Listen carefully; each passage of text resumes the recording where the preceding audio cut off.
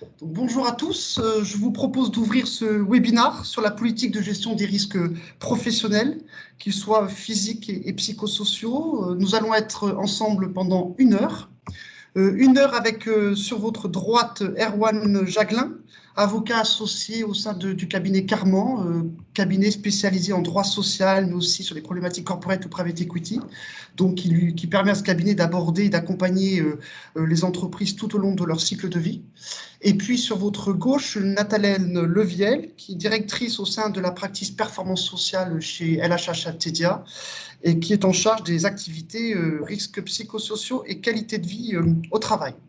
On a 1 heure ensemble sur un sujet évidemment très technique, donc on va essayer de structurer notre webinaire autour de 3 temps. Un premier temps sur le rappel des sujets légaux, du cadre légal avec Erwan. Un deuxième temps sur les risques constatés et les retours d'expérience peut-être chez nos clients au sein des entreprises en laissant la parole à Nathalène. Et puis enfin, nous aurons un troisième temps autour de questions très opérationnelles, peut-être pour commencer à imaginer les actions à mettre en œuvre en matière de politique de gestion des risques professionnels. Erwan, on va commencer donc avec toi sur ce premier temps pour rappeler le cadre légal. Erwan, moi j'ai quelques jalons en tête ou quelques événements qui sont l'obligation de l'employeur à protéger la santé physique et mentale de ses collaborateurs. J'ai l'obligation de rédaction de mise à jour prévue par le Code du travail du document unique des risques professionnels. Et puis peut-être un peu plus récemment, la loi Rebsamen qui rappelle l'obligation annuelle de négocier sur les sujets de qualité de vie au travail.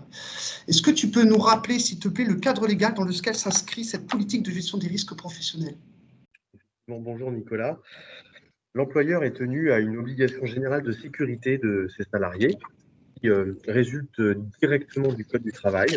L'article 41-21-1 du Code du travail dispose que l'employeur prend toutes les mesures nécessaires pour assurer la sécurité et protéger la santé physique et mentale des travailleurs. Et en réalité, quand on doit interpréter cette obligation, l'administration et tous les professionnels, mais les juges également, nous indiquent que l'employeur n'a pas systématiquement à empêcher la réalisation des risques qui peuvent se présenter pour un collaborateur, mais en tout cas à les éviter le plus possible et pour ceux qui ne peuvent pas être évités, à les évaluer régulièrement et à mettre en place des mesures de prévention.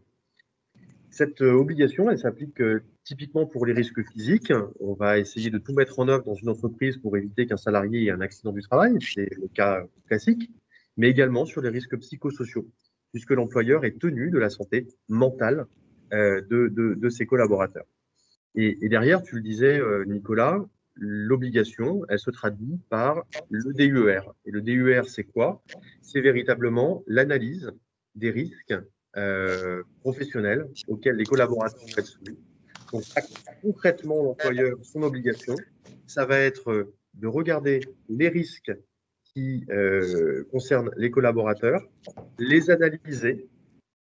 Une fois qu'il les a analysés, les consigner dans un document unique d'évaluation des risques, élaborer à partir de ce document d'évaluation des risques un plan de prévention et ensuite exécuter ce plan de prévention pour éviter que les collaborateurs soient soumis à ces risques, en tout cas l'éviter le plus possible.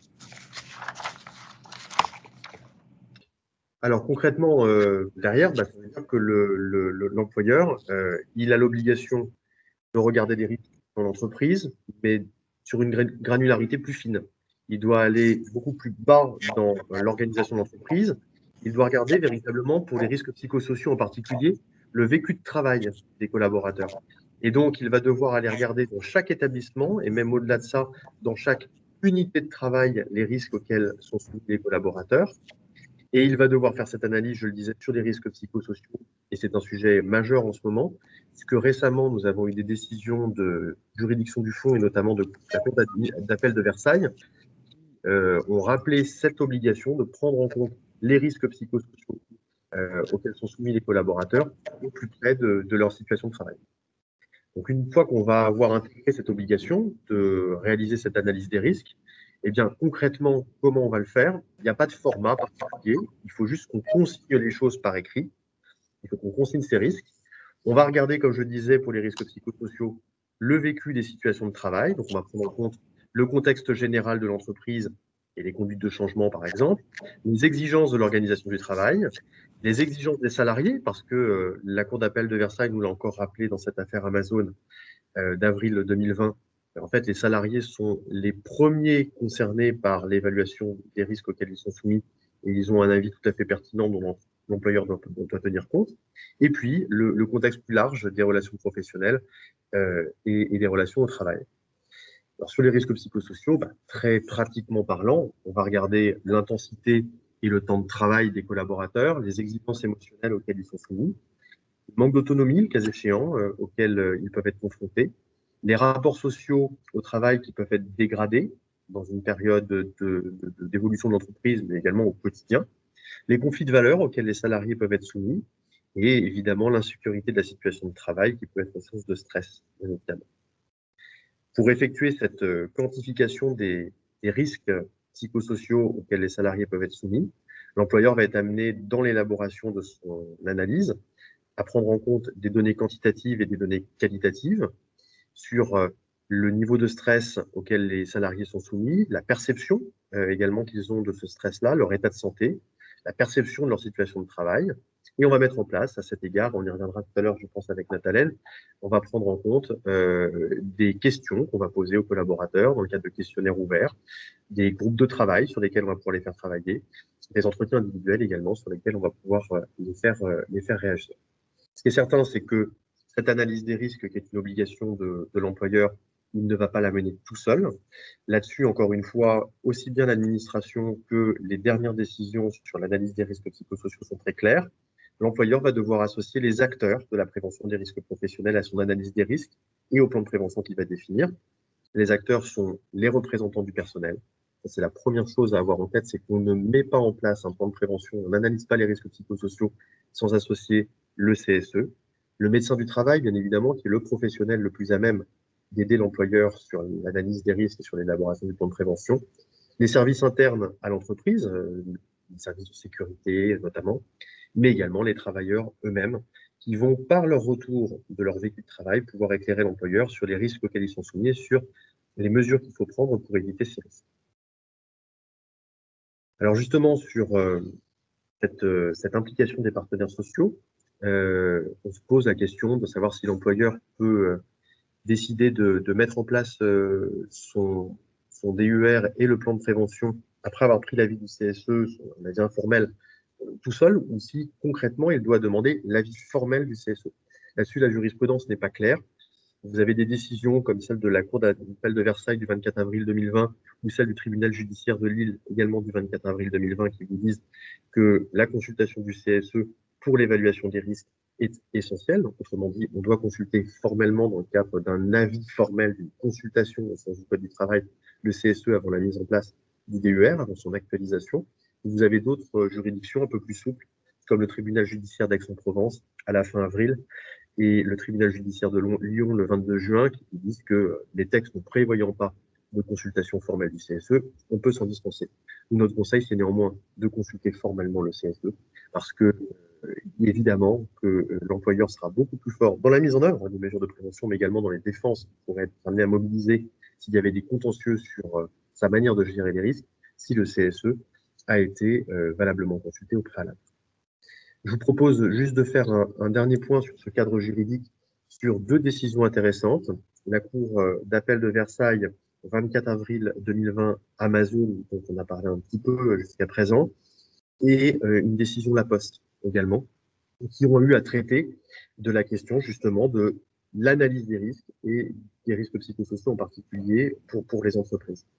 La décision Amazon a fait grand bruit. Ce qu'on a reproché à l'employeur, c'est de ne pas avoir consulté le CSE pour l'actualisation des risques, comme je le disais tout à l'heure, d'avoir fait une évaluation des risques qui existaient, mais d'avoir remanié à minima des documents qui formalisaient cette analyse des risques, de ne pas avoir eu de démarche dans l'évaluation des RPS, en tout cas de pas de démarche concrète et organisée, d'avoir pris des mesures au jour le jour, sans plan d'ensemble maîtrisé, et de ne pas avoir formé individuellement les salariés selon les postes de travail au plan de prévention qui avait été mis en place, en tout cas aux mesures qui résultaient de ce plan de prévention. Sanction d'Amazon, pour toutes ces choses-là, on lui a demandé d'interrompre son activité, sauf les productions de première nécessité, ce qui fait que pendant 33 jours, Amazon a été empêché, sur l'ensemble de ces entrepôts de fournir ses clients tant qu'il n'y avait pas un véritable DUR et un véritable plan de prévention organisé qui était mis en œuvre. Pour la Poste, il n'y a pas eu d'interruption de l'activité à proprement dit, parce que c'est la Poste, hein. Mais le tribunal judiciaire de Paris, le 9 avril 2020, a pointé du doigt le fait qu'il y avait eu beaucoup de mesures de prévention qui avaient été décidées, mais que ces mesures de prévention n'avaient pas été élaborées dans le cadre d'un DUR et qu'il y avait uniquement eu en fait en réalité un simple question-réponse qui avait été formalisé. Et là-dessus également, ordonnance du tribunal judiciaire prescrivant l'élaboration et la diffusion d'un DUR. Pourquoi je vous parle de ça aujourd'hui? C'est parce que concrètement, toutes les entreprises font de la prévention. Des risques physiques, mais également des risques psychosociaux. Mais on ne peut pas se contenter de faire de la prévention si on ne la formalise pas. Et c'est le conseil majeur que je donnerais à nos auditeurs concernant la prévention des risques et celle des risques psychosociaux en particulier. On associe les représentants du personnel et on le trace. On analyse les risques concrètement au plus près des situations de travail et on le trace. Et on concrétise véritablement nos mesures de prévention dans un plan de prévention qu'on formalise. C'est la formalisation et l'implication tracée des différents acteurs qui va sécuriser l'entreprise sur la question de cette analyse des risques et de la prévention. D'accord, donc même cause, même remède, ce que je comprends, Erwan, hein, finalement, il faut avoir en tête une politique, une analyse, une formalisation robuste en la matière, avec, à défaut, des impacts économiques assez importants quand même, hein, parce qu'on voit que sur Amazon, l'activité économique s'est interrompue. Considérable, oui. Merci Erwan pour ce point-là. Je vous propose de passer au deuxième temps de notre webinaire avec un retour d'expérience sur les risques perçus, encourus chez nos clients, dans les entreprises dans lesquelles nous pouvons intervenir. Nathalène, peut-être, je te laisse la parole.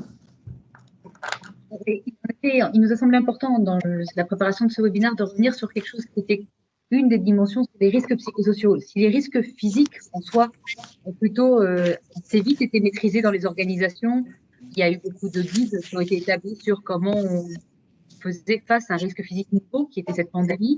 La partie risque psychosocial a été plus difficile à appréhender pour l'ensemble des employeurs, et ça, on l'a vu pour beaucoup d'organisations. Pour revenir juste avant sur précisément le rétexte, mais avant ça, comprendre en fait ce qui se passe lorsqu'on parle de risques psychosociaux, il faut revenir sur quelque chose qui est clé, qui est la notion de perception. Et on est bien lorsqu'on parle de risques psychosociaux sur la perception des contraintes que nous impose, alors qu'on a soit individuel ou soit nous impose l'environnement, et puis la perception qu'on a de nos ressources pour y faire face. Lorsqu'il y a un déséquilibre entre cette perception des contraintes et des ressources, c'est là où il y a un risque psychosocial qui est fort ou renforcé. Et ce qui s'est passé dans cette période un peu spécifique qu'on a eue de Covid et qui se poursuit aujourd'hui, et c'est ça qui est important, c'est que on a dépassé aujourd'hui le stade de compréhension et de faire face à une épidémie. Et aujourd'hui, qu'est-ce qui s'est passé? Effectivement, on a une charge émotionnelle qui reste importante pour l'ensemble des collaborateurs. Ça veut dire quoi? C'est une inquiétude face à l'incertitude de la crise sanitaire. Et on le voit bien aujourd'hui, ça n'était pas qu'une inquiétude au moment du confinement. Elle continue, elle perdure, cette inquiétude-là. On a encore des personnes qui ont du mal à revenir sur leur lieu de travail parce qu'ils sont inquiets d'attraper le virus ou de comment ça va se passer, ou y aura-t-il un nouveau confinement? Toutes ces questions-là restent en suspens. On a aussi tout ce qui est crainte liée à l'avenir de notre activité, à l'avenir de notre poste, à l'avenir de notre métier. Et effectivement, et on le verra, cette crainte-là reste forte, quelle que soit la catégorie de poste dont on parle. On a eu une charge mentale renforcée, alors pour plusieurs raisons. D'abord, et qui se perdure dans le temps, parce qu'on a réorganisé nos activités personnelles et professionnelles. Beaucoup de gens, pendant le confinement, disaient on ne reviendra pas au mode de fonctionnement précédent. Eh bien, ce qu'on constate, nous, aujourd'hui, c'est qu'on a une tendance à essayer de revenir, parce qu'on a besoin de retrouver ce confort, voire se rassurer, à des modes de fonctionnement qui, malheureusement, pourtant, doivent changer, doivent évoluer, peut-être pour du mieux. Et ça, c'est la réflexion qui est menée aujourd'hui par beaucoup d'organisations. Où sont les opportunités? Mais en tout cas, effectivement, on est dans une phase de réorganisation, de repenser le travail autrement, même si on a une légère tendance à revenir sur nos modes de fonctionnement premiers. On a effectivement eu des personnes, et on a encore des personnes aujourd'hui confrontées à la gestion d'enfants. Il y a des écoles qui ferment encore. Il y a aussi la prise en charge de personnes dans sa vie personnelle ou de personnes à charge, effectivement. On a des personnes confrontées à la maladie et au deuil. On le voyait encore, et je le voyais encore chez un de mes clients récemment, effectivement, un décès dans une famille, c'est aussi pour certains la non-possibilité de se rendre à l'enterrement parce qu'on n'a pas le droit d'être un nombre important à ce type de cérémonie. Toutes ces questions-là viennent se répercuter dans le monde du travail aujourd'hui et cette charge mentale, elle est ressentie. On a multiplié les activités, on a multiplié surtout les outils de travail, et ça, on y reviendra tout à l'heure sur ces outils à distance qui aujourd'hui ont créé effectivement une charge mentale non négligeable pour les collaborateurs. Et puis, ce qui s'est joué en termes de contraintes ressources, c'est que les temps de ressources disponibles ou perçus ont réduit. D'abord, en interne de l'entreprise, les pauses café ne peuvent plus être comme avant, les temps conviviaux ne peuvent plus être les mêmes. Le temps de déjeuner, bien effectivement, on est obligé de le réduire, de mettre des contraintes. Les personnes, la partie informelle de ces temps-là, forcément, est obligée. Ça fragilise les collectifs de travail. On a effectivement des personnes qui ont des tensions familiales et ça, mais qui viennent forcément impacter aussi la vie professionnelle. Une articulation, en tout cas, entre vie privée et vie professionnelle qui est beaucoup plus courante aujourd'hui qu'elle ne l'était préalable. Malgré ces constats qui sont un peu généraux et qui se retrouvent un peu dans toutes les situations de travail, on a quand même pu aussi apercevoir des spécificités en fonction des situations de travail des collaborateurs. Et la première chose, c'est qu'effectivement, les personnes qui sont concernées par un maintien d'une activité à majorité en présentiel, c'est-à-dire à majorité sur site, on a effectivement une intensité et une complexité du travail qui se renforce. Pourquoi ? Parce que d'abord, et notamment on l'a vu dans le secteur du BTP, beaucoup nous parlent d'une complexification, qu'on a perdu la flexibilité, qu'on ne peut plus travailler aussi facilement parce que les gestes barrières doivent être appliqués. C'est-à-dire que la facilité qu'on avait avant de prêter un outil à son collègue pour qu'il puisse faire la tâche, on ne peut plus la faire parce qu'effectivement, il faut derrière ça un protocole sanitaire qui demande de nettoyer l'outil. Et comme ça paraît du bon sens, mais ça donne un sentiment de charge mentale, d'intensité à nouveau. Et on ne peut plus faire sa tâche aussi facilement qu'on la faisait. On a effectivement en plus deux autres réalités en présentiel, des situations de surcharge de travail, liées notamment, et je dis bien notamment de l'activité partielle, mais aussi parce que il y a une activité de première nécessité qui a besoin de tourner. Et puis on a des situations de sous-charge parce qu'on a des baisses d'activité. Donc en fonction, avec des choses qui apparaissent et qu'on a pu voir notamment dans le secteur de l'industrie, très fortement, des rapports sociaux qui sont dégradés. Pourquoi ? Parce qu'on a des tensions qui apparaissent sur des inéquités. On a sur la ligne de production où les gens vont être même voir une heure supplémentaire sur un plus, et à côté, la ligne de production d'à côté, qui est sur un produit qui n'a pas la même exigence actuellement de production, les personnes vont être en activité partielle, créant du coup une inéquité, ou en tout cas un sentiment d'inéquité au sein des collectifs de travail. Alors même si au global, dans les équipes en présentiel, on nous rapporte quand même encore des équipes très solidaires, qui font face ensemble, qui sont contentes de se retrouver lorsqu'elles reviennent au travail, même si on reviendra sur la peur de la transmission du virus. Pour autant, ces tensions-là, elles commencent à apparaître avec aussi pourquoi certains sont chez eux en télétravail alors que nous, on est sur site. On a eu ces questionnements-là et on les a toujours. C'est-à-dire, voilà. Sur effectivement la question de l'exigence émotionnelle, il reste un stress lié à l'inquiétude d'attraper le virus en se rendant au travail. Alors, bien sûr, je sais que certains me diront que ce n'est pas plus dangereux que d'aller au supermarché, effectivement. Mais aujourd'hui, pour vous donner un exemple, un médecin du travail qui était sur site me racontait que la majorité des rendez-vous qu'il avait aujourd'hui étaient liés à ce stress de contamination. Donc, sur 80% des gens qui le reçoivent tous les jours, les gens viennent le voir pour ce stress lié au risque d'être contaminé dans le cadre de son activité. Même chose aujourd'hui, on a réduit les moyens humains aussi. C'est-à-dire qu'avant, la même tâche était faite avec un soutien, par exemple, parfois de CDD, intérimaire. Aujourd'hui, on a réduit beaucoup d'organisations pour une question financière, pour une question économique, ces moyens humains. Et du coup, les personnes ont l'impression de ne pas pouvoir faire leurs tâches avec autant de qualité, de se réduire, d'être contraints par les moyens. Et on le voit apparaître des sentiments de conflit de valeur, de se dire qu'on n'a plus la même qualité. Et ça, on l'apparaît très fortement sur des activités où les gens sont en présentiel. Et puis, dernier risque, qui n'est pas des moindres, les médias ont suffisamment dessus tous les jours pour qu'on puisse se rendre compte, c'est qu'effectivement, aujourd'hui, il y a beaucoup d'annonces concernant des problématiques économiques pour des entreprises, avec une inquiétude forte des collaborateurs, même s'ils ne sont pas dans des secteurs d'activité particulièrement touchés pour le moment, mais de quels seront l'avenir de notre poste, l'avenir de nos activités, voir quels sont les changements organisationnels qui vont être décidés, même s'ils savent que leur poste, si en soi, il n'y a pas d'inquiétude en termes de poste, ils savent aussi que demain, on ne pourra plus travailler pareil, on travaille déjà plus pareil et qu'on ne pourra plus encore travailler pareil. Et ça crée beaucoup d'inquiétudes aujourd'hui. En parallèle, il y en a des personnes qui sont plus concernées par une activité en télétravail, majoritairement, avec on a vu apparaître des surcharges de travail, une étendue des horaires de plus en plus forte, une augmentation de l'utilisation d'outils digitaux. Là, on disait qu'on traitait 5% de plus de mails par jour aujourd'hui, avec la mise en place effectivement d'un télétravail qui, pendant le confinement, était contraint, aujourd'hui qui se veut être plus cadré, en tout cas plus naturel, plus demandé. Effectivement, des conciliations du temps vie privée, vie professionnelle extrêmement difficiles. Aujourd'hui, on peut le dire, les gens commencent à travailler de plus en plus tôt, les gens finissent de travailler de plus en plus tard, travaillent après les repas, après des temps. Alors effectivement, la flexibilité, peut-être parfois agréable de se dire que on peut effectivement faire quelque chose, une tâche domestique et se remettre au travail après. La réalité, c'est qu'en fait, on a vu une augmentation du temps de travail et surtout une augmentation des interruptions dans le travail avec l'arrivée d'outils digitaux très utilisés, le Teams, le WhatsApp, le Skype, le Zoom, et les personnes qui continuellement sont joignables et sont connectées à 100%. Un manque d'autonomie qui a été ressenti pour certains et qui est très fort, notamment dans des activités où le télétravail n'était absolument pas une habitude avant. C'est-à-dire que ça a été mis de force par le confinement et ça est maintenu depuis le déconfinement, avec effectivement un sentiment d'être très contrôlé, des managers qui se sont sentis perdus dans ce rôle qu'on leur demandait et donc parfois mis en place un surcontrôle en demandant à leurs collaborateurs d'avoir un échange le matin, le midi, le soir, de vérifier qui était connecté avec les outils qu'on évoquait tout à l'heure. C'est facile de voir qui est connecté ou pas. Parfois, alors ça c'est pour certaines personnes et notamment les personnes qui n'étaient pas habituées au télétravail, et puis pour ceux qui avaient une habitude de télétravail, un sentiment d'isolement total puisque d'un seul coup on leur a dit vous continuez à faire comme d'habitude et ils se disent trop d'autonomie d'un seul coup, de ne plus avoir de lien, de ne plus savoir comment faire face à la priorisation de l'activité, à un sentiment d'effectivement d'isolement d'un seul coup et de faire face à une charge de travail qui arrivait en continu sans pouvoir qu'elle soit régulée. Effectivement, des rapports sociaux qui se sont fragilisés, d'abord tout simplement parce que ils étaient moins fréquents,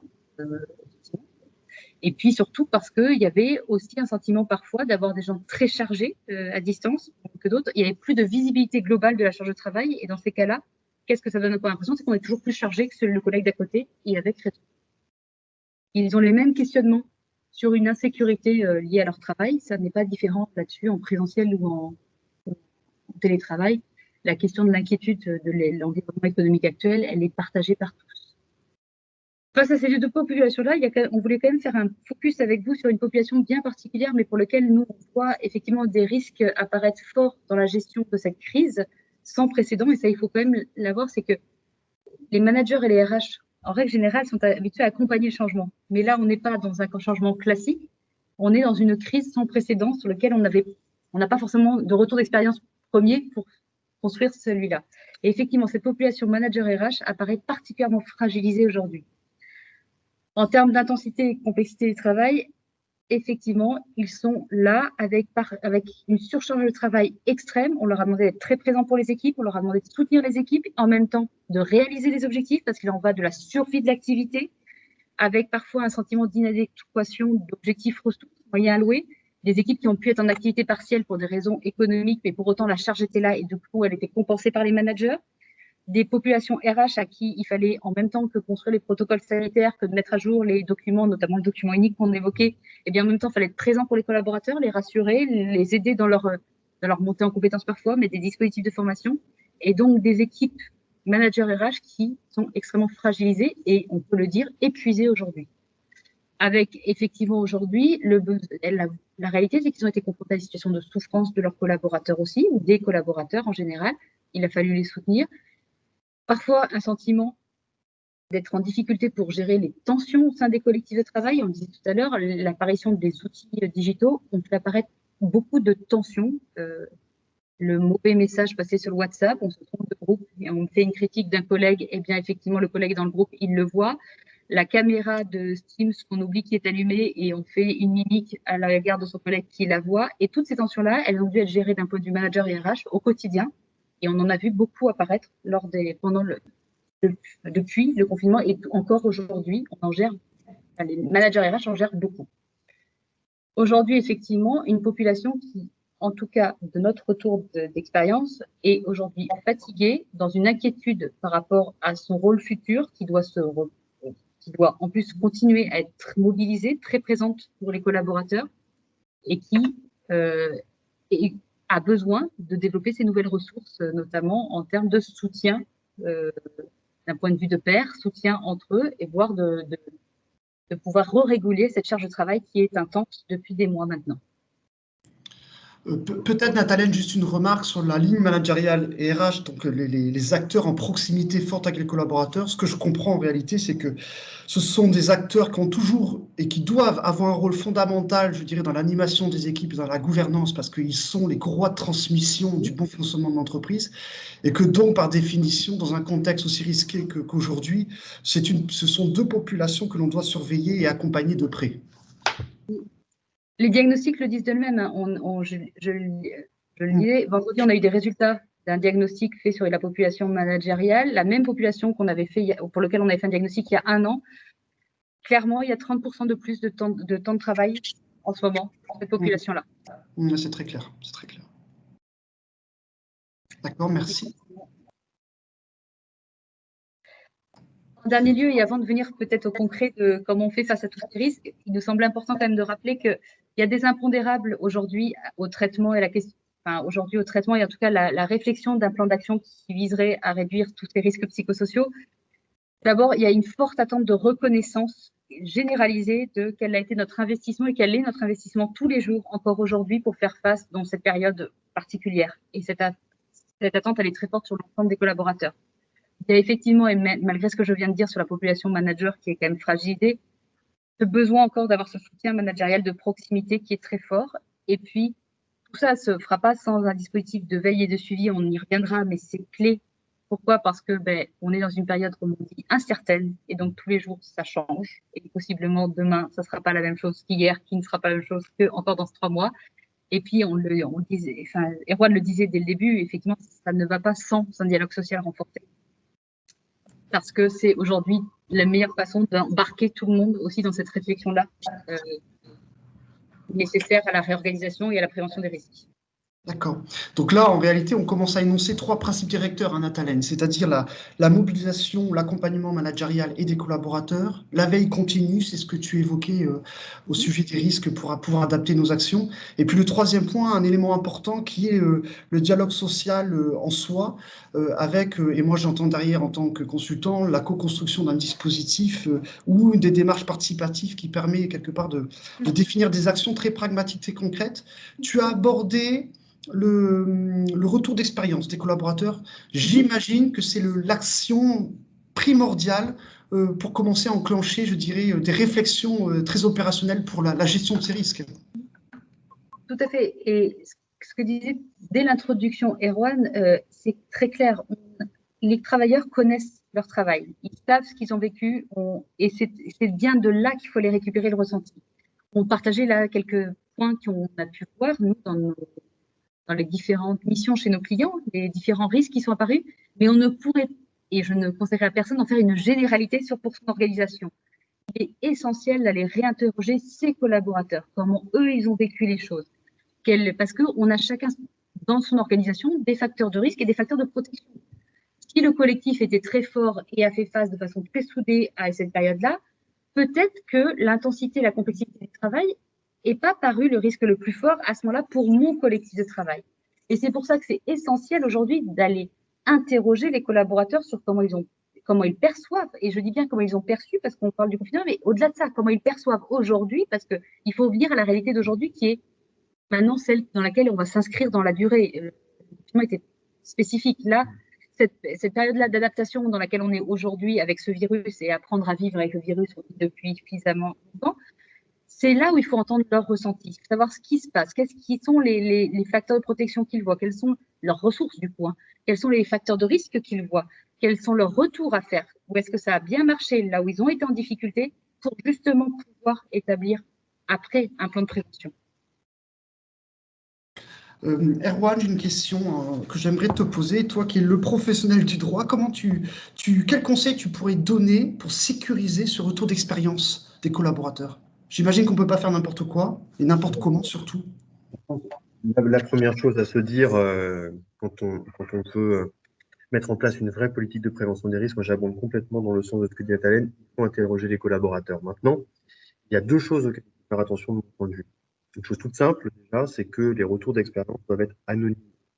Parce que si vous ne rendez pas ces retours d'expérience anonymes, déjà, vous êtes soumis en tant qu'employeur à une obligation supplémentaire qui est celle de la réglementation RGPD, dont on a vu pendant des mois là, qu'elle était quand même très très compliquée à mettre en œuvre.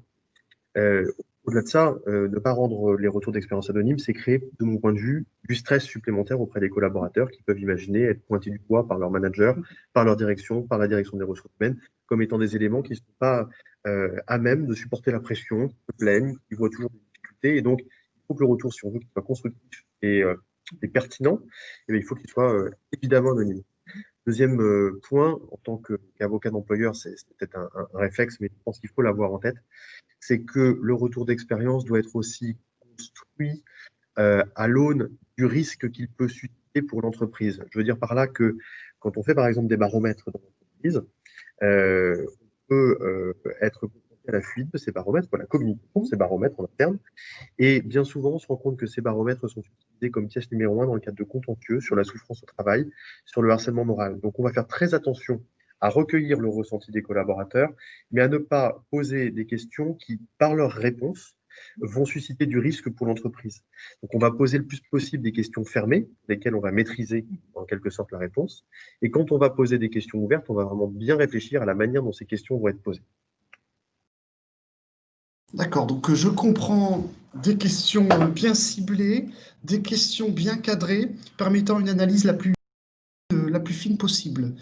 Autre question sur ce point-là, est-ce que nos amis RH qui sont en train de nous écouter vont devoir informer ou consulter le CSE en amont? Sur la question du rétex, sur l'opinion sondée des collaborateurs, en soi, non, il n'y a pas besoin de consulter le CSE. En revanche, si on décide de mettre en place, dans le cadre du plan de prévention, un dispositif qui va avoir vocation à modifier l'organisation de travail, à ce moment-là, oui, pour ce projet, pour cette mesure, on va être obligé de consulter le CSE. Merci beaucoup. Je vous propose d'aborder un deuxième thème quand même qui est assez inhérent à la situation et à la crise sanitaire que nous vivons et que nous vivrons encore quelques temps, le télétravail. On a tous eu le réflexe au moment où on est revenu dans nos locaux en disant effectivement la charge de travail était plus importante ou moins importante selon les métiers, les postes ou les réalités vécues par les collaborateurs. Donc, le risque de surcharge, Nathalène, comment on l'analyse, comment on factualise cette analyse et comment on gère ce risque de surcharge d'activité aujourd'hui? La réalité, c'est que il faut reposer l'activité, le niveau d'activité attendu, les objectifs. Je parle bien à ce moment-là des objectifs collectifs, c'est-à-dire quels sont les attendus pour l'équipe, les attendus après les décliner au niveau des postes. Il faut pouvoir les avoir déjà au niveau stratégie de l'entreprise et après décliner par direction. Ce qui est un moment essentiel, c'est de reposer l'adéquation objectif-ressources. On ne peut pas aujourd'hui imaginer dans les mêmes conditions, avec les mêmes contraintes qu'on a aujourd'hui de connaissances, le maintien des objectifs de janvier. On est obligé de comprendre effectivement quelle est l'évolution de l'activité. Ça ne veut pas dire qu'on ne fera pas les objectifs de janvier, attention, hein. Ça veut juste dire à un moment qu'on re-questionne au regard des ressources disponibles, des modes de travail, des modes de fonctionnement, pour faire évoluer justement parfois le fonctionnement. On se rend compte dans beaucoup de réflexions qu'on mène avec nos clients aujourd'hui, on le fait sur des workshops aujourd'hui chez les clients, qu'on améliore la question de certaines interfaces, qu'on a gagné en automatisation de certaines tâches qui n'avaient pas lieu d'être, ou en tout cas qui étaient portées, qui étaient compliquées. Mais cette réflexion-là, il faut la mener avec le retour d'expérience qu'on a aujourd'hui, de se dire, il y a peut-être des activités aussi qu'on a arrêté de faire parce qu'elles n'étaient pas non plus essentielles à l'activité. Elles étaient liées peut-être à l'historique, elles étaient liées peut-être à un confort, elles étaient liées… Mais en tout cas, aujourd'hui, il faut à un moment, c'est pour ça que je parle d'adéquation objectif-ressources, c'est quels sont les objectifs, quelles sont les ressources, et à un moment, on a un nombre de temps ETP, je dis bien un nombre pas d'ETP, mais un nombre de temps ETP, et là-dedans, on doit pouvoir regarder sans mettre les situations de surcharge ou de sous-charge. Et la question de la sous-charge est aussi importante que la question de la surcharge, en fait. Quelqu'un qui est en sous-charge peut être possiblement autant en souffrance que quelqu'un qui est en surcharge. D'accord, merci. Donc la notion de bore-out, c'est-à-dire finalement le risque d'ennui lié au manque d'activité, est une réalité aujourd'hui vécue par le confinement en l'occurrence. Hein. Ce n'est pas simplement une surcharge, mais la sous-charge est aussi un risque à part entière à gérer. On l'a même aujourd'hui dans des équipes où il y a une baisse d'activité liée effectivement malheureusement au contexte de crise et donc des activités qui sont directement impactées pour lesquelles il y a des baisses, où les gens ont repris, même s'ils n'ont pas repris à 100% parce qu'il reste de l'activité partielle, ont repris et s'ennuient. Enfin, je le disais l'autre jour, j'ai fait un groupe d'écoute où il y a une personne qui me dit, c'est difficile pour moi de le reconnaître parce que c'est la première fois de ma carrière que ça m'arrive. Elle travaille depuis 25 ans, elle me dit, je m'ennuie aujourd'hui. Et pour elle, la personne est tout aussi en difficulté de vivre cette situation d'ennui dans le travail parce que effectivement, ça l'inquiète pour son poste, bien sûr, ça l'inquiète pour l'avenir de l'activité, mais c'est aussi parce que tous les jours, elle s'ennuie. Et c'est difficile, surtout lorsqu'on voit que d'autres collègues à côté ne sont pas forcément dans cette réalité-là. Ça ne fait que encore plus creuser, questionner sur aussi le sens de son activité et se dire, est-ce que moi, mon activité, elle est essentielle à l'entreprise? Et on peut voir toutes les inquiétudes derrière ça et tout le stress qui arrive. Et cette personne-là n'était pas une situation unique. On avait effectivement dans cette organisation-là des vraies questions de sous-charge comme surcharge. Erwan, est-ce que la surcharge de travail peut être une raison fondée de demander des heures supplémentaires? La surcharge de travail, à partir du moment où elle se traduit par un temps de travail plus important, parce qu'il y a deux dimensions dans la surcharge. Il y a la surcharge dans un même temps de travail, un salarié plus contraint qui va mal vivre les choses, et puis il y a la surcharge, c'est-à-dire qu'elle délaye le temps de travail avec des heures de travail plus importantes. Quand on est dans le deuxième cas, ça veut dire nécessairement qu'on augmente son temps de travail et potentiellement on peut être en heures supplémentaires. Quand on est en heures supplémentaires, on peut, quand on est soumis en principe à la durée légale du travail, eh ben, on peut demander à son employeur des majorations d'heures supplémentaires, qui peuvent être importantes. Quand ces heures supplémentaires ne sont pas déclarées par l'employeur, on tombe directement dans la logique du travail dissimulé avec des indemnisations forfaitaires des salariés qui peuvent aller assez loin, hein, à hauteur de 6 mois de salaire. Et puis, la question des heures supplémentaires non réglées, elle peut poser aussi la question de la rupture du contrat de travail au tort de l'employeur dans le cas de demande de résiliation judiciaire. Donc, c'est un sujet qu'il faut gérer de manière très fine. Le premier conseil que je donnerais aux employeurs, c'est que bien souvent, quand on leur parle, ils nous disent non, mais il n'y a pas de sujet parce que de toute façon, c'est des salariés qui sont au forfait jour. Première chose à faire, vérifier la validité de vos forfaits jours en ce moment. Parce que, par exemple, les entreprises qui sont dans la convention collective de la chimie, j'en ai une récemment, s'est rendu compte que le dispositif conventionnel au niveau de la convention collective n'était pas applicable, ne permettait pas de mettre en place directement des forfaits jours. Donc, tous les forfaits jours s'effondrent. Vous avez cette réalité-là, ça veut dire que tous vos salariés en forfait jour dont vous vous êtes dit, on peut les faire travailler un petit peu plus en ce moment, c'est pas bien grave, et ils sont tous à 35 heures. Donc, comme ils sont tous à 35 heures, derrière, s'ils ont travaillé ne serait-ce que 2 heures de plus par jour, eh ils ont 10 heures supplémentaires par semaine. C'est considérable.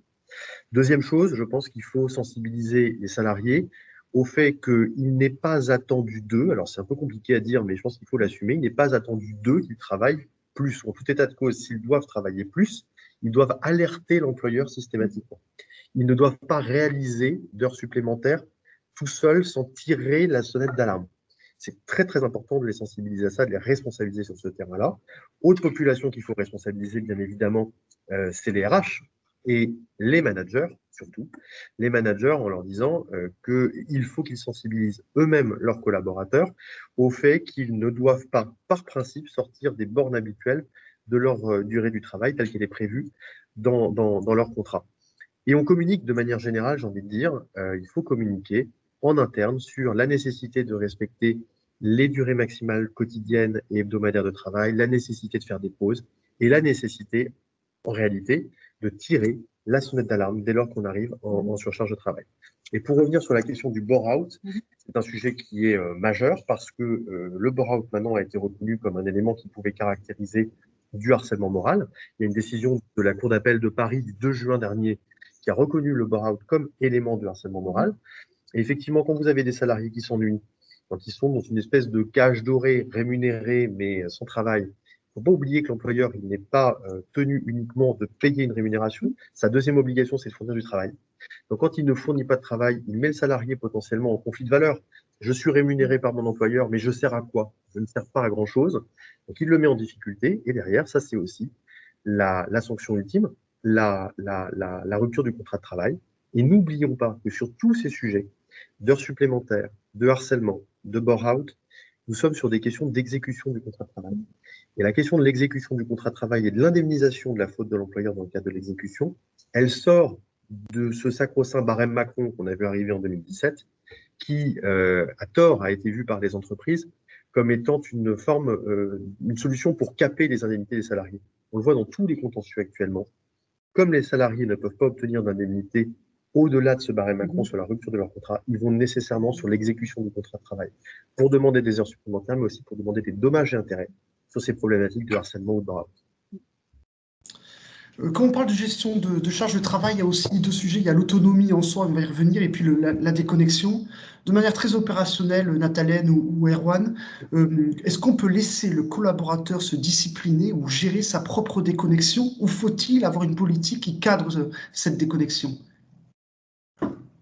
Alors, on ne peut pas laisser, on ne peut pas ne pas poser des principes de fonctionnement et qui doivent être partagés au sein de l'organisation, de l'entreprise. D'un point de vue, moi, très opérationnel, là, je laisserai la partie droit à Erwan qui répondra mieux que moi, mais d'un point de vue, on parle souvent de l'exemplarité managériale.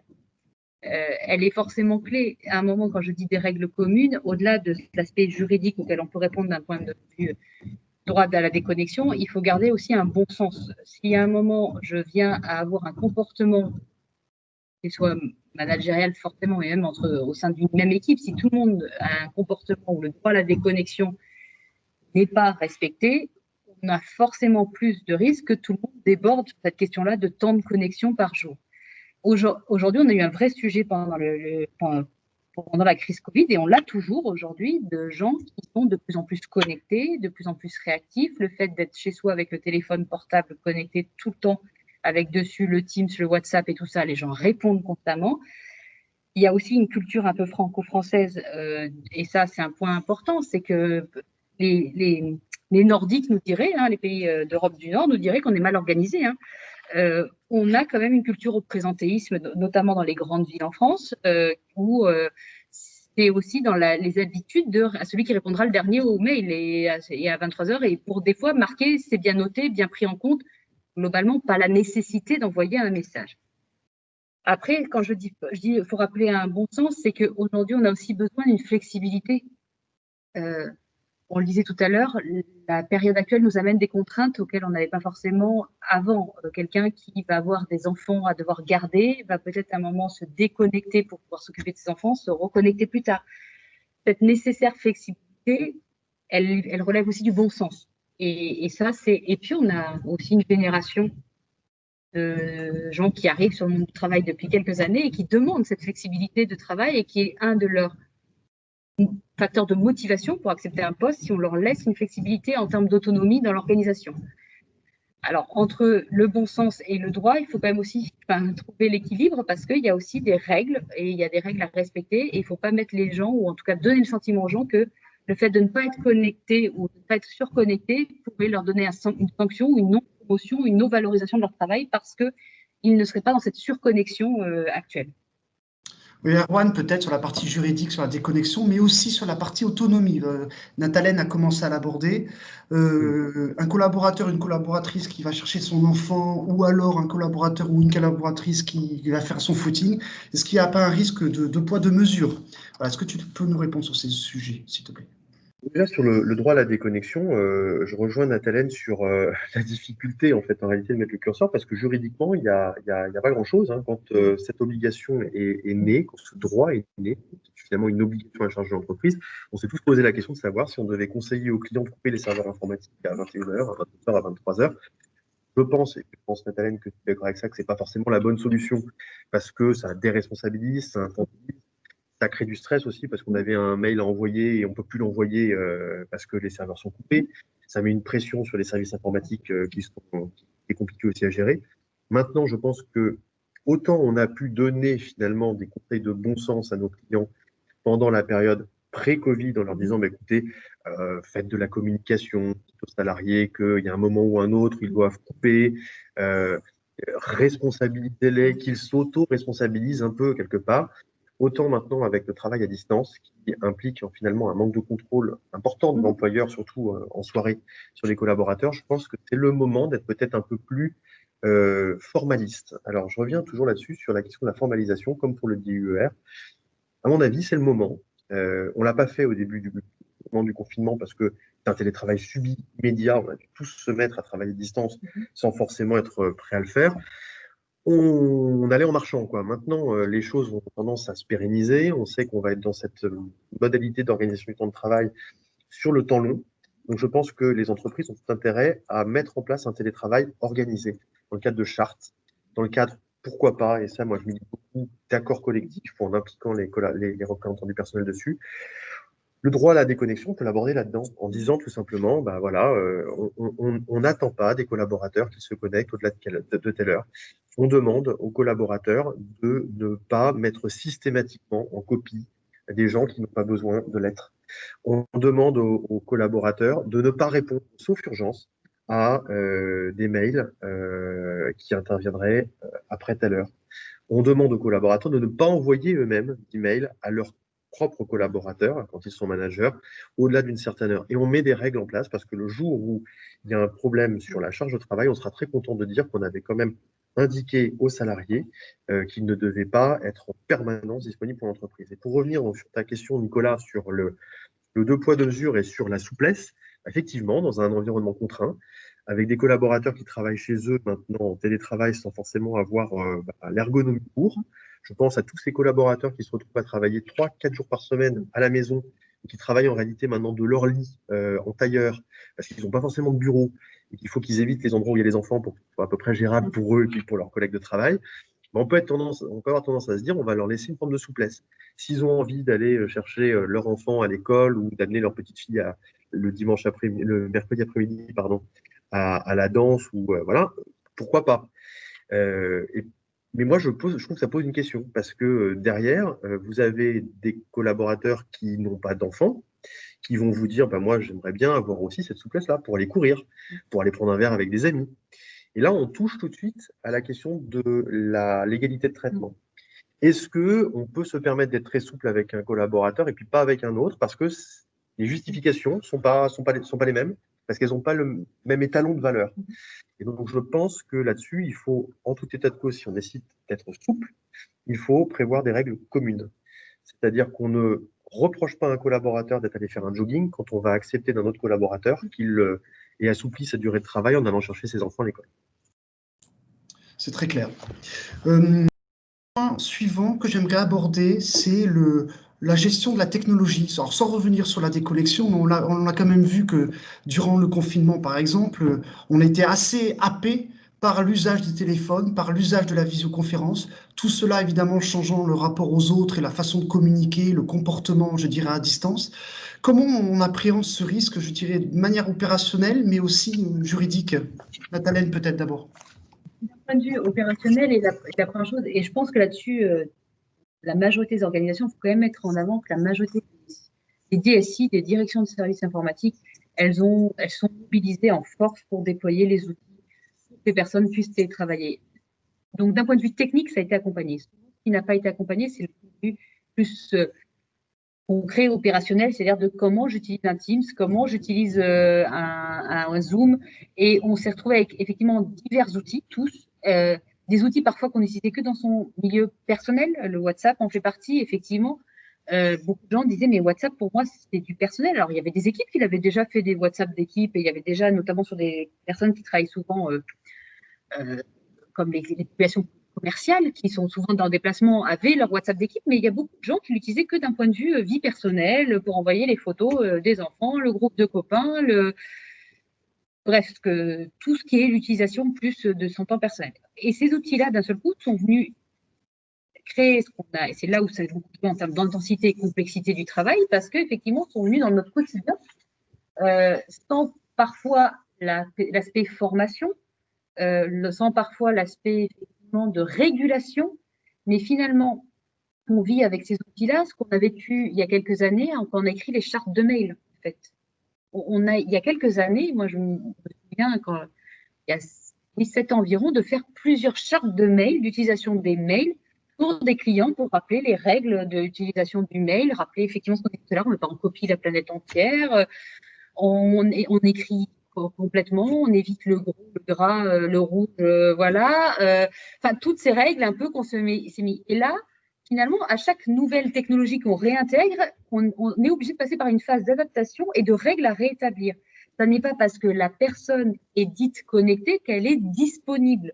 Et c'est un point assez fort. Et le nombre de personnes qui témoignent de j'étais dans ma conf call Teams et j'avais un Skype qui ouvrait pour dire que est-ce que tu es dispo et qu'en même temps il y a quelqu'un qui m'appelait ou j'étais au téléphone et du coup j'apparais comme disponible sur mon ordinateur, mais en fait je le suis pas puisque je suis au téléphone et on m'envoie un WhatsApp, t'as vu le Teams, attention il faut faire ça. Eh bien effectivement je pense que petit à petit on va être obligé de passer d'un point de vue très opérationnel par recréer des modes de fonctionnement communs de ces outils-là. Qu'est-ce qu'on en fait, qu'est-ce qu'on n'en fait pas? Chose qui est plus facile lorsqu'on est tous dans le même endroit de dire il a l'air occupé, je ne vais pas le déranger. Là, il faut qu'on crée effectivement des modes de fonctionnement parce que ces nouveaux outils, certains qui sont communs, il faut les appréhender, il faut au-delà de juste les avoir sur l'ordinateur, d'un point de vue formation. Une formation pour ceux notamment qui ne sont pas habitués au NTIC, puisqu'il y a quand même une population encore qui arrivait à fonctionner par mail sur son ordinateur, mais qui n'était pas connecté, j'ai envie de dire, de manière mobile. On a tous été confrontés, quelles que soient les générations, à la multiplication. La raison Nathalène, à titre personnel, je pense que je fais des conférences sur Good Meeting, sur LiveSives, sur Zoom, sur Teams. Voilà, c'est pas les mêmes outils, c'est pas la même ergonomie. On peut se poser la question de l'obligation de l'employeur de former les collaborateurs en réalité à ça. Et puis, je pense que la responsabilité de l'employeur, c'est peut-être aussi, en tout cas en interne, parce que pour nos communications à l'externe, on est un peu dépendant des outils utilisés par les autres.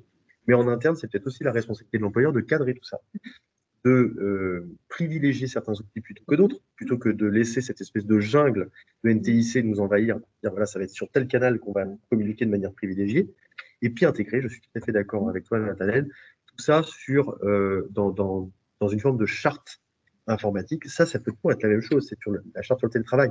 L'accord collectif sur le télétravail, ça peut être l'outil pour intégrer tout ça, pour prévoir des grandes règles pour lesquelles on va avoir des souplesses, pour lesquelles l'employeur a pris sa part de responsabilité en réalité en définissant un cadre. Ok, j'imagine que c'est aussi valable pour le rappel des règles de savoir-être. On a parlé de l'usage des outils de manière parfois un peu osée. Ça remet fondamentalement aussi en cause parfois le lien de subordination entre le collaborateur et sa ligne managériale. J'imagine aussi, tu as parlé de Charter One, que c'est aussi l'outil pour rappeler les règles, je dirais, fondamentales de savoir-être et de respect d'autrui. Oui, ça paraît absurde, mais quand on voit que des employeurs ont été condamnés judiciairement pour ne pas avoir formé leurs collaborateurs à la manière de mettre un gant, on peut se poser la question de savoir s'il ne faut pas aller dans une forme de détail pour expliquer aux gens ce qui nous paraît être le b.a.-ba. On ne s'adresse pas à ces managers de manière, j'ai envie de dire, moins respectueuse parce qu'on fait avec un WhatsApp. On dit bonjour, on dit merci, parce que ça, c'est ce qui est considéré dans tous les contentieux sur la souffrance au travail véhiculée par l'écrit, ce qui est considéré comme le risque. On met en place un rappel des règles de savoir-être au travers de ces outils NTIC quand on est l'employeur.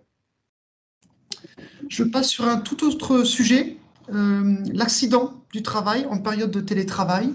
Comment on gère ce risque? Comment on constate cet accident du fait du travail en soi?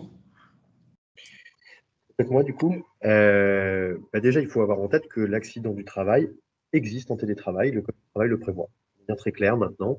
Il n'y a pas de sujet. Le lieu de travail, c'est dans ce cas-là le domicile, l'endroit où on télétravaille. Et donc, à partir du moment où on est au travail et sur le lieu de travail, quel qu'il fût, eh bien, en réalité, on a une présomption d'accident du travail. Donc maintenant, la manière de gérer, elle challenge l'organisation parce qu'il n'y a plus de contrôle, il n'y a plus de visibilité sur le collaborateur. Et donc, un collaborateur dont on sait qu'il s'est cassé la figure de l'escalier, il n'y a pas de sujet, il est tombé, on a des témoins ou alors on l'a vu en piquant.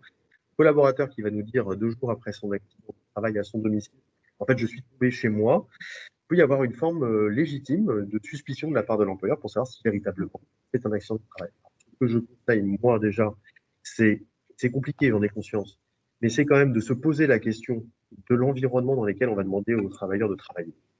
Peut-être demander aux collaborateurs d'attester sur le fait que leur environnement, l'endroit où ils ont la vocation à télétravailler est relativement sécure.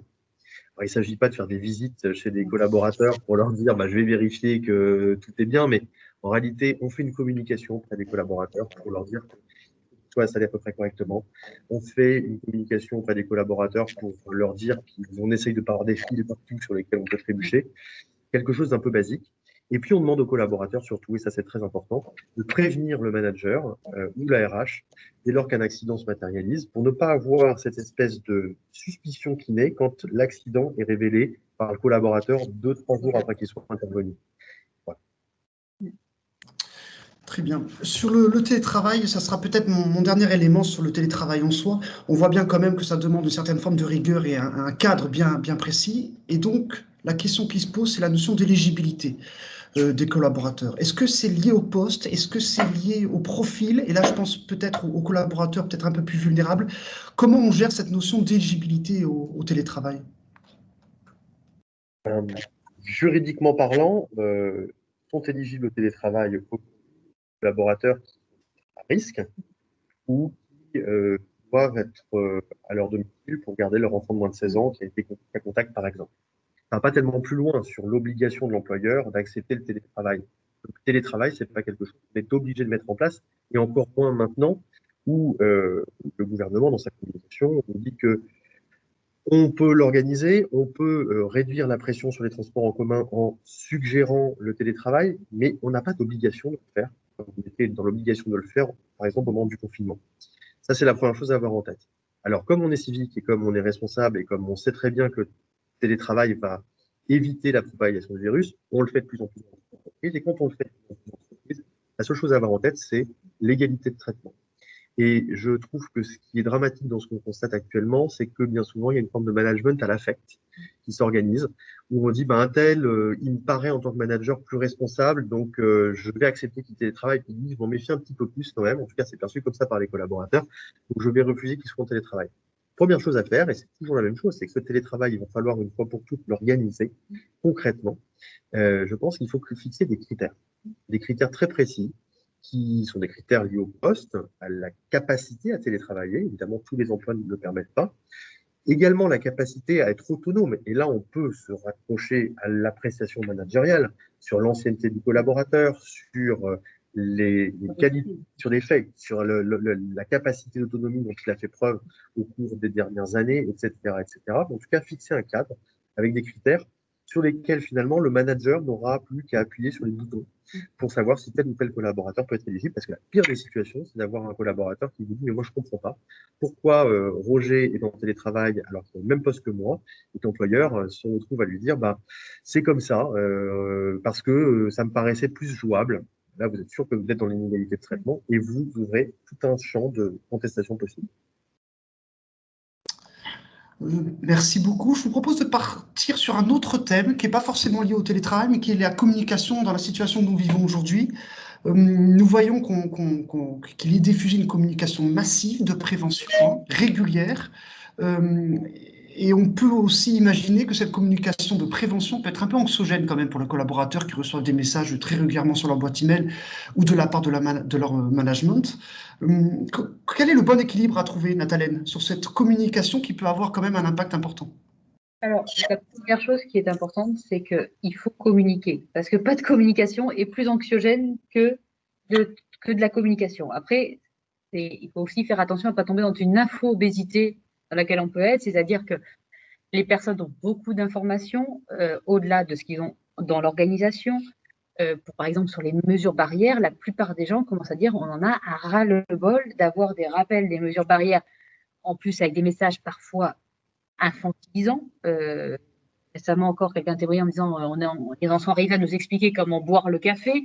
Ça devient difficile de l'entendre en tant que collaborateur, mais effectivement, sur la partie mesures barrières, ils l'entendent tous les soirs à la télé, ils l'entendent tous les matins quand ils vont prendre leur train ou même dans leur voiture sur n'importe quelle chaîne. Voilà.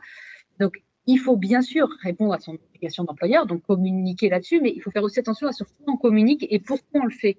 Et je crois que souvent, c'est pas une question de est-ce que je communique, c'est pourquoi je le fais, quel est le sens de ma communication et si je le fais sous quel format, c'est-à-dire quel canal j'utilise. Parfois, c'est le mail général, parfois, c'est une communication plus institutionnelle d'une vidéo du directeur général. Et puis parfois, je fais appel à mes managers de proximité. Il faut trouver le bon équilibre.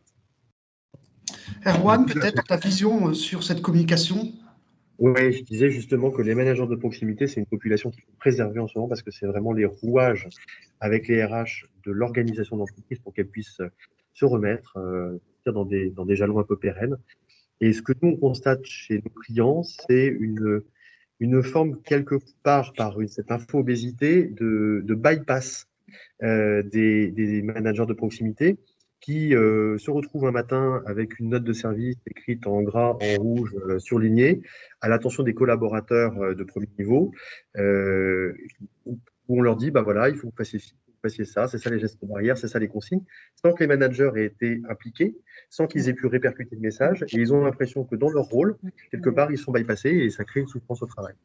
Et puis, un autre point sur la question de cette communication, je pense que ce qu'il faut veiller à faire, mais là-dessus, on a encore une fois, c'est avoir une communication qui soit intelligible, pour éviter des communications erratiques qui partent dans tous les sens, qui peuvent donner l'impression d'une forme de frénésie, de manque de contrôle de l'employeur sur la communication. On n'a pas envie que son employeur, quand on est salarié, soit une poule sans tête qui réagit sans forcément avoir une stratégie. Il faut que le message soit intelligible et construit, qui répondent à une stratégie de communication et de gestion de la pandémie. Et puis, il faut que le message soit intelligent. Et donc, il faut avoir une communication intelligente, une communication, effectivement, qui est une communication pensée, une communication dans laquelle on va faire le tri entre les messages infantilisants qu'on va oublier, les messages responsabilisants, et puis ce qui est important à dire, ce qui n'est pas important à dire aux collaborateurs. D'accord, donc une communication ciblée, claire, précise et adaptée à la situation du moment où on le communique. Les prérogatives du CSE, la même question tout à l'heure, faut-il les respecter en la matière aujourd'hui? Bien, sur la communication auprès des collaborateurs, non, en soi, on a le droit de communiquer avec ses collaborateurs. Le CSE a une prérogative d'information sur un certain nombre de sujets. L'information, je rappelle qu'elle peut d'ailleurs, en termes de consultation et d'information du CSE, être postérieure à la mise en œuvre d'une mesure, hein, quand il s'agit d'information. C'est juste la consultation qui est préalable et on n'a pas à consulter un CSE sur la communication. Par contre, quand cette communication charrie en fait en réalité des modifications dans l'organisation, qu'on n'est pas juste en train de délivrer un message, mais qu'on délivre un message au terme duquel on dit on a changé la manière de travailler, là évidemment il faudra avoir consulté le CSE au préalable, parce qu'on sera sur une problématique de marge générale de l'entreprise. En matière de communication, c'est le dernier point peut-être que j'aimerais évoquer sur ce thème-là. Si jamais un collaborateur est testé positif au Covid-19, comment combiner la communication à destination des collaborateurs et le respect de la vie privée du collaborateur qui est malheureusement testé positif? Bah là, il y a une forme de quadrature du cercle un peu difficile à gérer pour les entreprises en ce moment. Parce que quand vous êtes dans un collectif de travail et que vous apprenez, c'est le genre de communication qu'on voit souvent, qu'un collaborateur du service est malade, bah, la réaction de base de tout le monde, c'est de se regarder un peu en biais en disant qui est-ce qui est malade. J'imagine que c'est pas ceux qui sont sous la table. Doit être exfiltré. Donc on en vient à imaginer qui ça peut être. Puis en réalité, on identifie très très vite qui est le malade parce qu'on a des liens avec ses collègues et donc les collègues même nous préviennent que voilà. Pour autant, on sait faire de communication, en tout cas formelle, sur l'identité du collaborateur malade. Parce que là, vous atteignez aux problématiques de la vie privée. Donc là, il faut avoir une démarche, j'ai envie de dire, pragmatique, cohérente. On va tout simplement communiquer auprès des collaborateurs de l'équipe de manière informelle, en leur expliquant que un tel sera absent, que cette personne, oui, elle est malade. On ne rentrera pas forcément plus en détail. Et voilà, mais on va pas se restreindre, je trouve, en tant qu'employeur, au regard, non des principes de respect de la vie privée, on ne va pas forcément se restreindre sur la communication en la matière.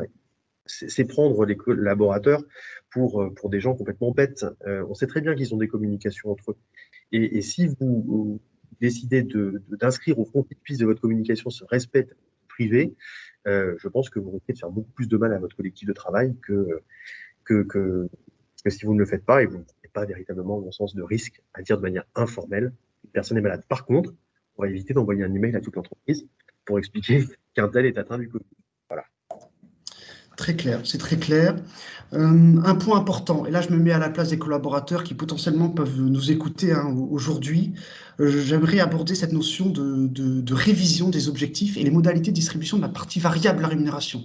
Le marché change, on n'est pas du tout dans le même contexte pour atteindre nos propres objectifs. Comment on peut procéder, Erwan, pour modifier ces objectifs? Est-ce que c'est quelque chose d'obligatoire déjà?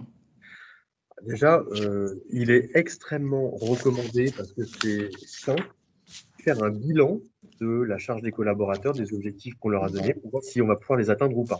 Parce que si les objectifs ne sont pas atteignables, ça pose un problème même sur la question de leur validité. Alors souvent, on se pose la question du caractère atteignable des objectifs en début d'exercice. Vous avez des collaborateurs qui font des actions pour demander 100% de bonus parce que leur objectif fixé était trop ambitieux.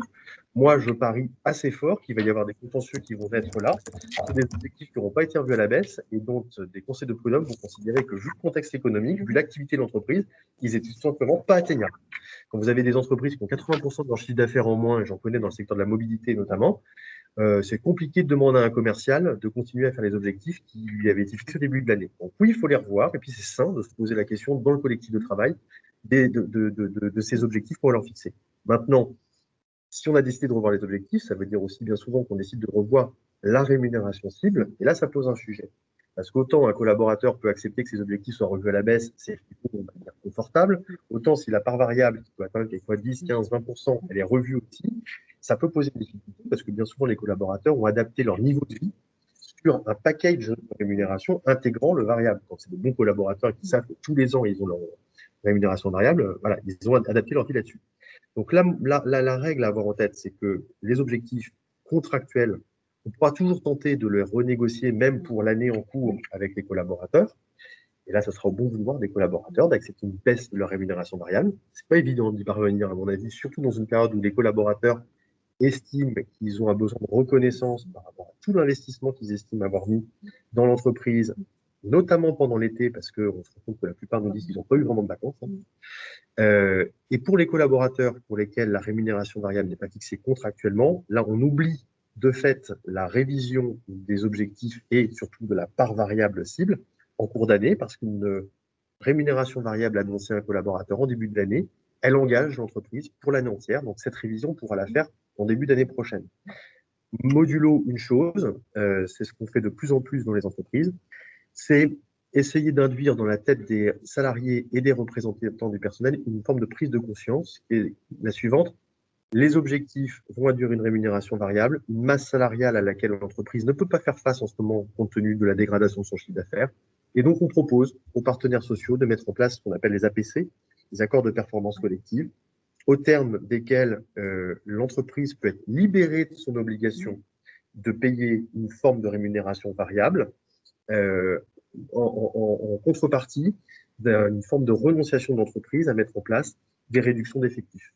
Et une fois que cet accord est conclu avec les partenaires sociaux, soit le collaborateur l'accepte, dans ces cas-là, c'est très bien, sa rémunération variable est revue à la baisse, soit le collaborateur ne l'accepte pas, et dans ces cas-là, le salarié peut être licencié par l'employeur sur un motif qui est forcément valable et qui est un motif qui est non économique. Donc c'est un dispositif intéressant parce que ça permet d'embarquer le collectif de travail dans une prise de conscience de ce qu'il faut tous un peu contribuer à la création de valeur de l'entreprise dans des conditions un peu dégradées. Et puis ça permet de revenir sur ces sacro-saints rémunérations variables en cours d'exercice si on arrive à avoir un deal avec les partenaires sociaux. Merci Erwan. Une dernière question que je vais vous poser pour ce webinaire. Nathalène, elle est pour toi. Sur une note un peu plus positive, en tout cas je l'espère. On a vu l'intérêt et l'importance de recréer du lien social pendant la situation ou les temps que nous vivons. Jusqu'où on peut aller pour créer ces initiatives extra-professionnelles? Très opérationnel, je ne vais que maintenir que oui, il faut créer, on a des réflexions en ce moment sur des collectifs de travail et notamment chez certains de mes clients sur, bien sûr, l'équilibre entre les nombres de jours de télétravail et des jours de présence imposés à l'ensemble des collaborateurs qui respecteraient les gestes barrières, tout ça pour recréer le collectif de travail, et ça c'est important. Après, on a vu apparaître dans le confinement, et on le voit se maintenir dans le temps, des apéros Teams, des petits déjeuners Teams, Alors, effectivement, j'aurais tendance à dire le petit déjeuner Teams, on ne prend pas trop de risques avec un café et un croissant, normalement. Les apéros Teams, on a effectivement plus de sujets en termes de consommation d'alcool, en tout cas soutenu, en tout cas par l'employeur. C'est pas, bien sûr, on peut dire qu'à l'apéro, on a le droit de boire un Coca zéro, mais déjà, quand on met apéro, culture française veut plutôt verre de vin ou alcool d'apéritif. Donc, effectivement, c'est là où on peut poser la question de l'accident du travail. Je tombe mon escalier chez moi après un apéro Teams. Ça rend forcément les choses plus discutables. Et puis après, et ça, en préparant ce webinaire, on s'est posé la question, enfin, en tout cas, moi, je l'ai posé à Erwan parce que ça m'intéressait. Lorsque, effectivement, on va se retrouver dans un parc pour faire une réunion d'équipe, elle est où la responsabilité de l'employeur, où elle s'arrête? Effectivement, quel est le risque aussi d'attraper le virus? Je suis dans un bar, je peux attraper le virus à un moment parce que les barrières ne sont pas les mêmes que dans une salle de réunion. En tout cas, ces questions-là se posent, je pense, d'un point de vue légal. Et si on veut les traiter en deux conseils, déjà, on oublie ce qui est pendant le temps de travail, on oublie ce qui est apéro. Voilà. Je pense que le vocable, il faut l'oublier. Ou si on l'utilise, eh ben, on associe à l'invitation un message consistant à dire que voilà, pendant le temps de travail, c'est pas avec de l'alcool. Voilà. C'est bête à dire, mais il faut le faire. Deuxièmement, pour les initiatives de valorisation du collectif de travail comme celle-là, celles qui ont lieu en dehors du temps de travail, on ne force pas un collaborateur à y participer parce qu'il n'est pas tenu de le faire. Et quand on va organiser ces rencontres en dehors du lieu de travail ou en dehors de la visio, donc en présentiel, par exemple dans un bar, là, c'est la responsabilité du manager, dans ces cas-là, de veiller à ce que les gestes barrières soient respectés.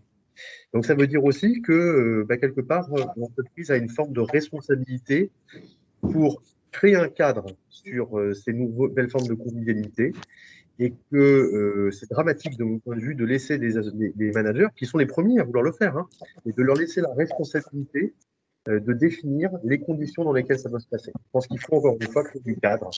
Et c'est ce qu'attendent les salariés en ce moment, c'est avoir du cadre, avoir de grandes règles avec de la souplesse, et quelque chose qui leur permette de ne pas être lâchés dans la nature et de ne pas prendre des risques qui pourraient leur retomber dessus.